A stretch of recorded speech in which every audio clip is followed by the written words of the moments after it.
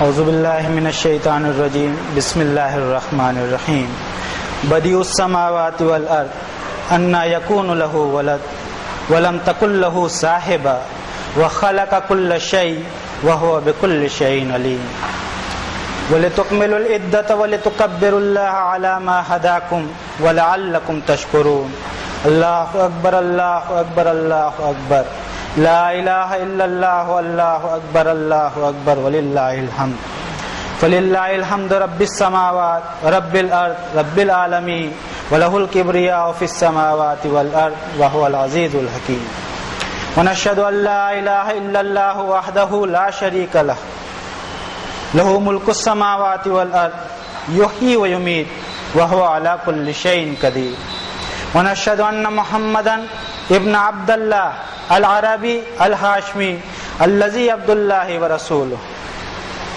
Ursula کافۃ للناس بالحق بشیرا ونذیرا وداعیا الی اللہ باذنہ وسراجا منیرا. اے اللہ, the one and only creator, the lone sustainer, originator and designer آسمان و زمین و کائنات کے, یہ آپ ہی کی شان ہے کہ آپ نے بغیر ستون اور پلر کے آسمان کو ہمارے سروں پر تان دیا, اور آپ ہی نے زمین کو اس طرح بچھایا کہ اس میں تقریباً 3 حصہ پانی اور 1 حصہ خشکی رکھ دیا. آپ ہی خالق, آپ ہی مالک. آپ کو پتہ ہے کہ آپ نے کتنی مخلوق پیدا کی ہے اور آپ ہی ان کی ضرورتوں کا خیال بھی رکھتے ہیں. آپ ہی نے اپنے بندوں کے درمیان رزق کی تقسیم کی اور اپنی کسی مخلوق کو اپنی رحمت کے حصے میں بھولتے نہیں. بے شک بھولنا اور غلطی کرنا آپ کی شان خداوندی کے خلاف ہے. یقیناً ہر چیز کا مکمل علم اور جانکاری ہے آپ کو. آپ ہی ہمارے پالنہار اور ودھاتا. آپ کے سوا اور کوئی اس لائق ہے ہی نہیں کہ اس کی عبادت و بندگی کی جائے. آپ کے علاوہ کوئی ہے ہی نہیں جس کی غلامی کا طوق اپنے گلے میں ڈالا جائے. اے اللہ, ہم پر اپنی بندگی اور غلامی کا رنگ چڑھا دیجئے. اللہ, ہر شے پر قادر ذات آپ کی, تخلیق کائنات آپ کی قدرت. واللہ یحکم لا معقب لحکمہ, آپ نے جو حکم دیا اس کا کوئی پیچھا نہ کر سکے, نہ ہی وہ ٹل سکے اور نہ ہی کوئی اسے ٹال سکے. فعال لما یرید, آپ نے جو فرما دیا اسے ہو کے رہنا ہے. آپ کی ہر بات اٹل. وہو اللہ فی السماوات وفی الارض, ہر عالم, ہر کائنات, ہر یونیورس کے معبود ہیں آپ. وَلَهُ وَاسْلَمَ مَنْ فِي السَّمَاوَاتِ وَالْأَرْضِ, ہر کائنات کی ہر مخلوق آپ کے آگے سبمیٹڈ. وَلِلَّهِ يَسْجُدُ مَا فِي السَّمَاوَاتِ وَمَا فِي الْأَرْضِ, مسجود ذات صرف آپ کی, ساجد ہے کائنات کی سبھی مخلوق. وَأَنَّ الْمَسَاجِدَ لِلَّهِ, سجدے کے سارے حقوق صرف اور صرف آپ ہی کے لیے. ما خلق اللہ السماوات والارض وما بینہما الا بالحق واجل مسمى, آپ نے ہر چیز بامقصد اور ایک وقت مقررہ کے مطابق بنائی. فتعالی اللہ الملک الحق, آپ کی شان کے خلاف ہے کہ کوئی کام آپ فضول اور بے مقصد کرے. وتعز من تشاء وتذل من تشاء, آپ جسے چاہے عزت بخشیں, جسے چاہے ذلت میں پڑا رہنے دے. آپ ہر عیب سے پاک, ہر کمزوری سے پاک. آپ کی ذات انتہائی مقدس, تقدیس کے لائق. اللہ اکبر کبیرہ والحمد للہ کثیرہ وسبحان اللہ بکرۃ واصیلا. ان ساری چیزوں کا اعتراف کرتے ہوئے گواہی دیتے ہیں کہ ہمارا رب ایک اکیلا اللہ وحدہ لا شریک. اور دوسری لازمی گواہی ہمارے اعمال سے یہ ظاہر ہونی چاہیے کہ ہم محمد صلی اللہ علیہ وسلم کو اپنا نبی مانتے ہیں, اور گواہی دیتے ہیں کہ محمد صلی اللہ علیہ وسلم اللہ کے بندے اور آخری میسنجر محسن انسانیت ہیں, جنہوں نے اللہ کے پیغامات کو جوں کا تو تمام انسانیت تک کنوے کیا, جو آج اتنی صدیوں بعد بھی ہمارے گھروں میں اپنے اصل اور اوریجنل الفاظ میں موجود ہے. ہمیں ہماری حالت اچھی طرح معلوم ہے. ہم اپنے من کو بھی جانتے ہیں کہ بہت جلد وہ اللہ کی نافرمانی اور گناہ کی طرف اٹریکٹ ہو جاتا ہے. اپنے نفس کی شرارتوں سے اپنے رب کی پناہ چاہتے ہوئے اسی سے دعا کرتے ہیں کہ اللہ ہمیں آپ کی کتاب کا اتنا فہم اور علم عطا کر دیجئے کہ ہم اپنی بخشش اور مغفرت کا انتظام کر سکیں. ساتھ ہی ہمیں آپ کی پناہ چاہیے اس بات کے لیے بھی کہ ہم ہر طرح کے شرک سے محفوظ رہ سکیں. ہدایت کے لیے آپ کی کتاب کو ہی ہم کافی سمجھیں. ہدایت کی خاطر کنٹینٹ رہیں ہم ہمارے رب کی کتاب تک ہی. ہم میں اتنی مضبوطی آئے کہ کبھی ہمارے قدم نہ لڑکھڑائے, ہم کتاب اللہ میں آئے احکامات میں کسی بڑے نام اور انسان کی وجہ سے کمپرومائز نہ کریں، بلکہ اپنے آپ کو پابند بنائیں سب سے اہم سنت کا، جس کا تذکرہ ہمیں ملتا ہے اللہ کی کتاب کی 10 نمبر کی سورت کے 15 نمبر کی آیت میں، ما یکون لی ان ابدلہ من تلقاء نفسی ان اتبع الا ما یوحی الی انی اخاف ان عصیت ربی عذاب یوم عظیم۔ میرے لیے ممکن ہی نہیں کہ میں اس میں اپنی طرف سے کچھ تبدیلی کر دوں، بلکہ میں تو اتباع کرتا ہی رہوں گا اسی کی جو میری طرف وحی کی گئی، اور اگر خدا نہ خواستہ مجھ سے بھی نافرمانی ہو جائے میرے رب کی تو مجھے بھی ڈر لگا ہے اس بڑے دن، اس آنے والے بڑے دن کے عذاب کا۔ اللہ کی کتاب اور اس میں آئی نبی کریم صلی اللہ علیہ وسلم کی سنت کے بعد بھی اب کوئی بڑا نام، کوئی روایت، کسی بڑے انسان کی کوئی کتاب، کوئی فلسفہ، کسی کا کوئی فرمائشی پروگرام ہمیں اپنی طرف نہ کھینچے۔ ہم اللہ کے کلام کی عزت کرنا سیکھے، اس لیے کہ انہ لکتاب عزیز، یہ عزت والے رب کا عزت والا کلام ہے۔ من ترکہ جبارا قسمہ اللہ، جس نے اس کلام کو چھوڑا توڑ کر پھینک دے گا اسے اللہ۔ اس کی بے عزتی ہمیں کافی بھاری نقصان سے دوچار کر سکتی ہے، اور اگر ہم سے اس طرح کی کوئی حرکت ہوئی تو بہت چانسز ہیں فَلَعَلَّكَ تَارِكٌ بَعْضَ مَا يُوحَىٰ إِلَيْكَ، کہیں ایسا نہ ہو کہ اللہ کی وحی میں سے تجھ سے کچھ چھوٹ جائے۔ اگر ہم نے قرآن شریف سے اپنے رشتے کو کمزور کیا تو ہم گپ بازی اور غیر ضروری مسائل میں پڑ جائیں گے، اور بہت ممکن ہے کہ اللہ کا نام لے کر جھوٹ بولنے کے بھی مرتکب ہوں، اور اللہ کے راستے سے روکنے کا کارن بھی ہم بنیں۔ اگر ایسا ہوا تو ہمارے رب کے سامنے پیشی لگ جائے گی۔ وَلَا تَرْكَنُوا إِلَى الَّذِينَ ظَلَمُوا فَتَمَسَّكُمُ النَّارُ، اور نہ تم ٹلٹ ہونا، تمہارا جھکاؤ ظالموں اور گناہگاری کی طرف نہ ہو، ورنہ تمہیں بھی جہنم کی آگ فیس کرنا پڑ سکتی ہے۔ ہمیں نہیں انل منکر پر بولنا ہوگا۔ اگر ہم نے خاموشی اختیار کی تو ہماری خاموشی سپورٹ کرے گی ان سب کو، اور کہیں تو ہمیں یہ بولنے کی اجازت ملنے سے رہی، اور اگر اس مسئلے سے بھی ہم نہ بولیں تو اپنے رب کو ہم کیا جواب دیں گے؟ ہمیں یاد آنا چاہیے بنی اسرائیل میں سیٹرڈے کے دن کے مچھلی کا شکار کرنے والوں کا واقعہ۔ فرمایا اپنی آخری کتاب کی 7 نمبر کی سورت کے 164 نمبر کی آیت میں، وَإِذْ قَالَتْ أُمَّةٌ مِّنْهُمْ لِمَ تَعِظُونَ قَوْمًا اللَّهُ مُهْلِكُهُمْ أَوْ مُعَذِّبُهُمْ عَذَابًا شَدِيدًا قَالُوا مَعْذِرَةً إِلَىٰ رَبِّكُمْ وَلَعَلَّهُمْ يَتَّقُونَ۔ اور جب انسانوں میں سے ایک گروپ نے کہا کہ تم ایسے لوگوں کو کیوں نصیحت کر رہے ہو، اللہ تو انہیں ہلاک کرنے ہی والا ہے یا سزا دینے والا ہے، تو نہیں انل منکر پر بولنے والے بیلنس لوگوں نے کہا کہ ایکسکیوز ہو جائے ہمارے رب کے پاس، امید ہے کہ ہمارا رب ہمارا شمار ان لوگوں میں نہ فرمائے، اور شاید ہے کہ یہ بھی سدھر جائیں، یہ بھی تقوی والا جیون بتائیں۔ اسی تقوی کی پریکٹس کے مہینے سے ہم فی الحال گزر رہے ہیں، جس کے اینڈ میں ہم پہنچ چکے ہیں۔ آج کے زمانے میں چاہے بزنس مین ہو، چاہے نوکری والا یا سی اے، ہر ایک مہینے کی آخری تاریخوں میں بہت بیزی رہتا ہے کہ ابھی منتھ اینڈ ہے، ابھی بہت مصروف ہیں، ابھی رمضان کا بھی منتھ اینڈ ہے، ہم بھی بہت مصروف ہیں ہماری افطار پارٹیوں میں، عید کی تیاریوں اور بازار کی رونقوں میں گھومنے پھرنے میں۔ ان سب سے تھوڑا وقت نکال کر لیلۃ الجائزہ کے تحت ہم میں سے ہر ایک چیک بھی کرے رمضان میں دن کے اوقات اس نے کس طرح گزارے اور راتیں کس طرح بتائیں۔ ہم میں سے ہر ایک رمضان کی اپنی ڈیبٹ اور کریڈٹ کی انٹریز پر غور کرے، اور پھر اپنے آپ سے خود ہی پوچھے کہ کیا واقعی رمضان کے مہینے نے اس میں کچھ بدلاؤ لایا یا نہیں۔ تقوی کی پریکٹس کا جو مہینہ اسے حاصل ہوا تھا، کیا اس نے اپنے ایمان کی بیٹری کو اس میں چارج کیا؟ کیا اس نے اپنے تقوی کی بیٹری کو اتنا چارج کیا کہ اگلے 11 مہینوں تک اسے تقوی کی یہ بیٹری کام دے سکے؟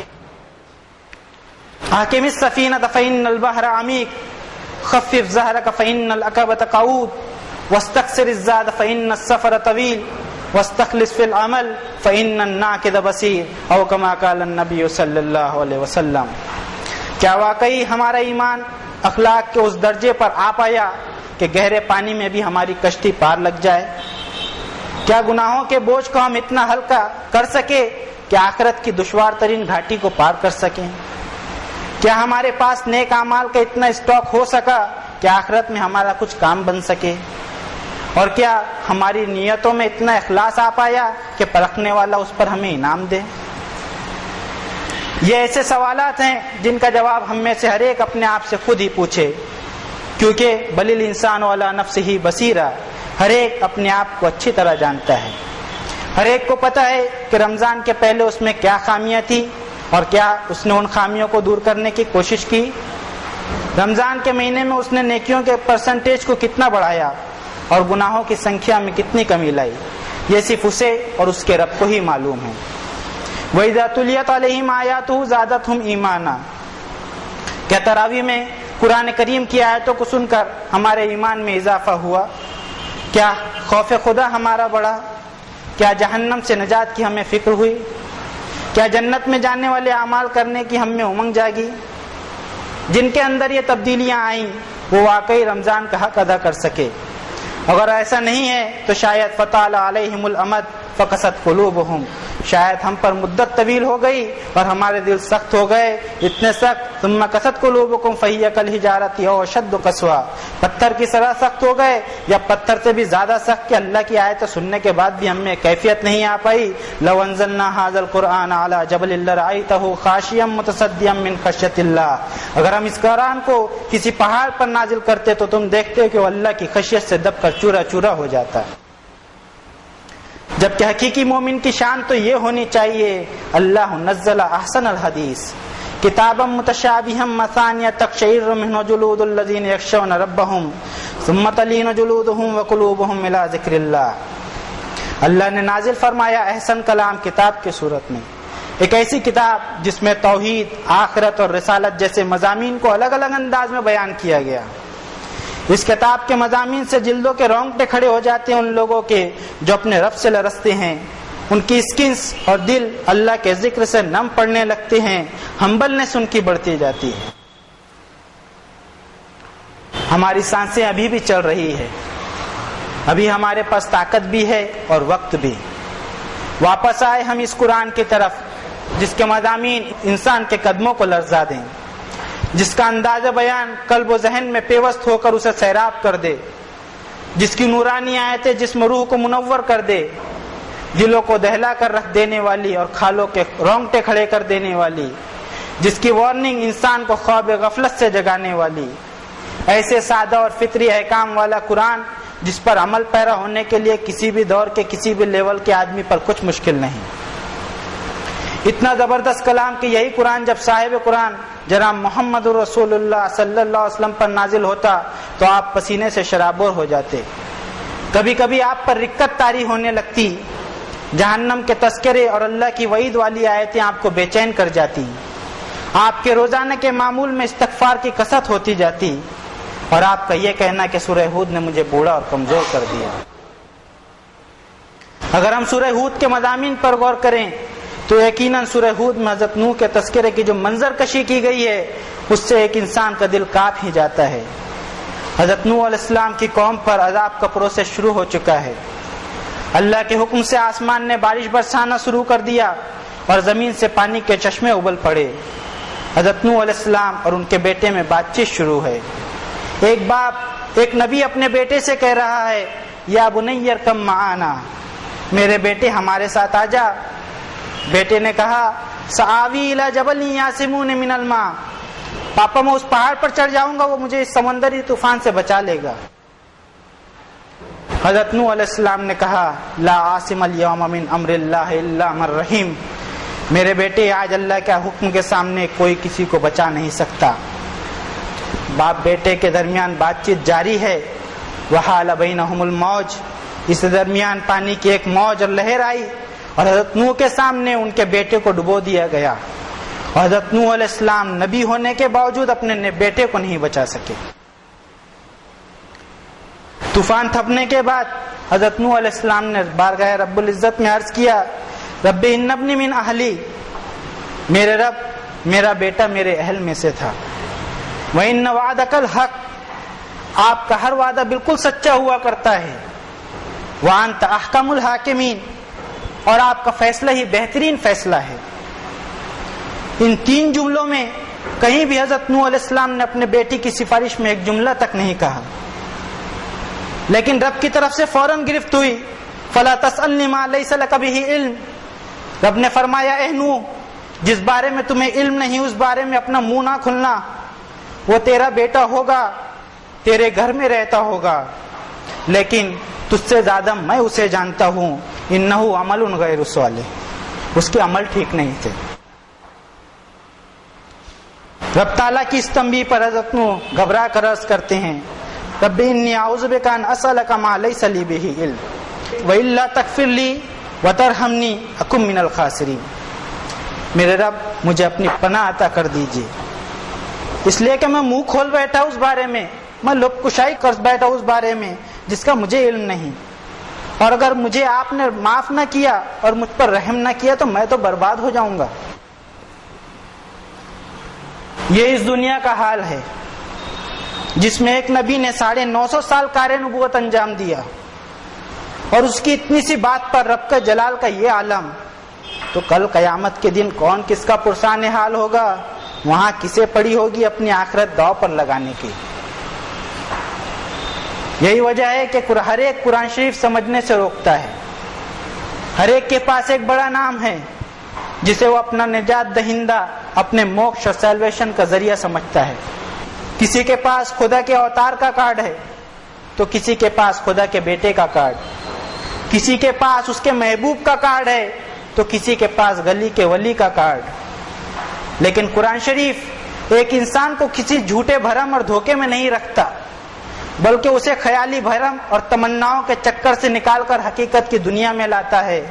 قرآن شریف انسان کی حقیقت سے پہچان کراتا ہے، یا ایھا الناس اتقوا ربکم واخشوا یوما لا یجزی والد عن ولدہ ولا مولود هو جاز عن والدہ شیئا ان وعد اللہ حق فلا تغرنکم الحیات الدنیا ولا یغرنکم باللہ الغرور۔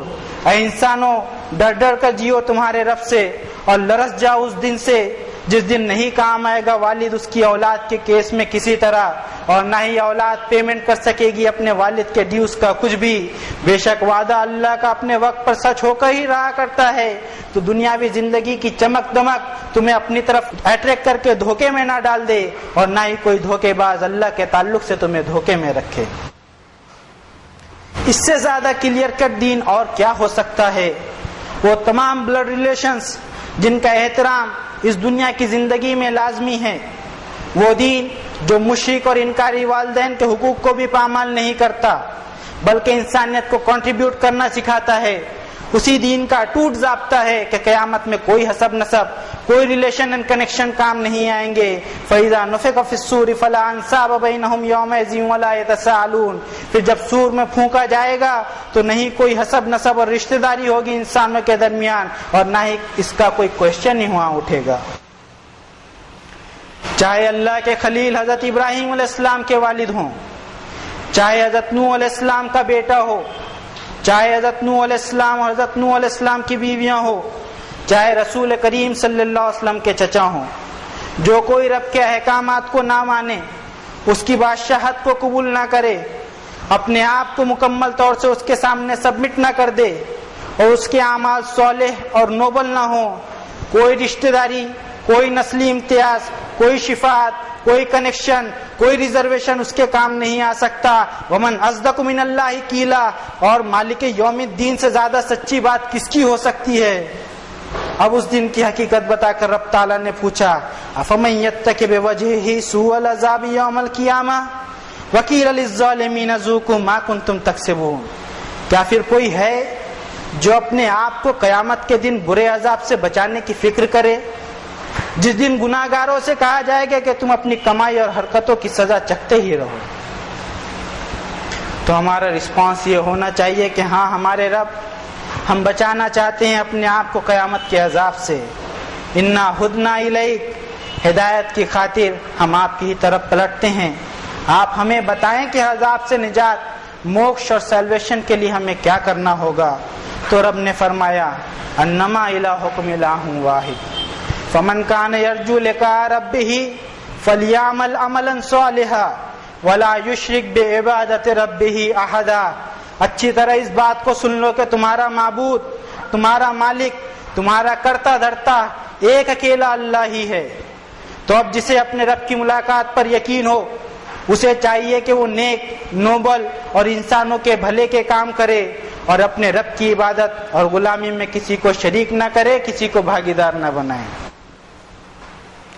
اپنے رب کو ایک اکیلا ماننے کا اقرار، اس کی کسی چیز میں کسی کی شراکت داری نہ سمجھنے کا اعلان، اور اس کے سامنے اپنی ایک ایک حرکت کا حساب دینے کے احساس کے ساتھ نیک اور چیریٹی والے کاموں کو کرتے رہنا ہی عذاب سے نجات، موکش اور سیلویشن کی کنجی ہے۔ بارک اللہ لنا ولکم فی القرآن العظیم ونفعنا وإیاکم بالآیات والذکر الحکیم، انہ تعالی جواد کریم ملک بر رؤوف رحیم۔ اقول قولی ھذا واستغفر اللہ لی ولکم ولسائر المؤمنین فاستغفروہ انہ هو الغفور الرحیم۔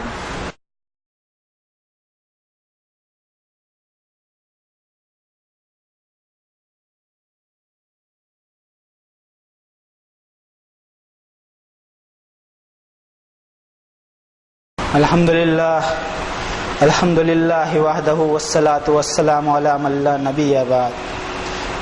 فقال اللہ تعالی فی القرآن العظیم فاعوذ باللہ من الشیطان الرجیم بسم اللہ الرحمن الرحیم۔ ان اللہ وملائکتہ یصلون علی النبی یا ایھا الذین آمنوا صلوا علیہ وسلموا تسلیما۔ اللہم صل علی محمد النبی الامی الذی جاء بالہدی والفرقان، وصل علی جمیع الانبیاء والمرسلین وعلی الملائکۃ المقربین وعلی اصحاب رسول اللہ صلی اللہ علیہ وسلم وعلی ازواج رسول اللہ صلی اللہ علیہ وسلم وعلی اہل بیت رسول اللہ صلی اللہ علیہ وسلم وعلی جمیع المؤمنین والمؤمنات والمسلمین والمسلمات الاحیاء منہم والاموات۔ اللہم انک انت سمیع مستجیب الدعوات۔ ربنا اننا آمنا فاغفر لنا ذنوبنا وکفر عنا سیئاتنا وتوفنا مع الابرار فاطر السماوات والارض انت ولی فی الدنیا والآخرہ توفنی مسلما والحقنی بالصالحین۔ ربنا علیک توکلنا والیک انبنا والیک المصیر۔ ربنا لا تزغ قلوبنا بعد اذ ہدیتنا وہب لنا من لدنک رحمہ انک انت الوہاب۔ رب اغفر وارحم وانت خیر الراحمین۔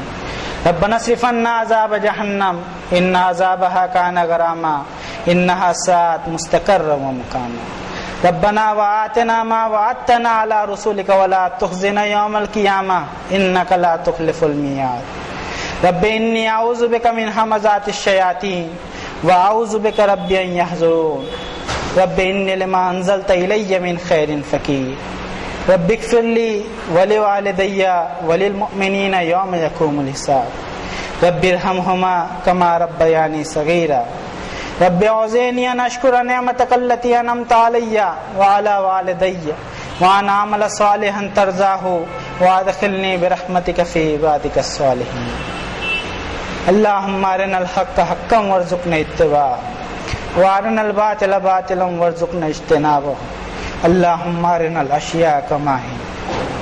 اللہم حبب الینا الایمان وزینہ فی قلوبنا وکرہ الینا الکفر والفسوق والعصیان واجعلنا من الراشدین۔ ان اللہ وملائکتہ یصلون علی النبی یا ایھا الذین آمنوا صلوا علیہ وسلموا تسلیما۔ اللہم صل علی محمد النبی الامی الذی جاء بالہدی والفرقان۔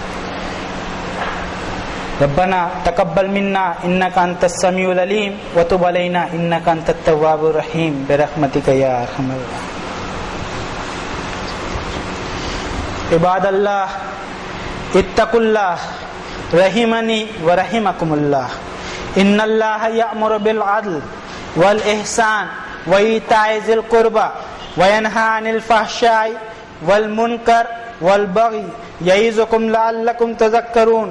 اذکروا اللہ العلی العظیم یذکرکم ولذکر اللہ اکبر واللہ یعلم ما تصنعون۔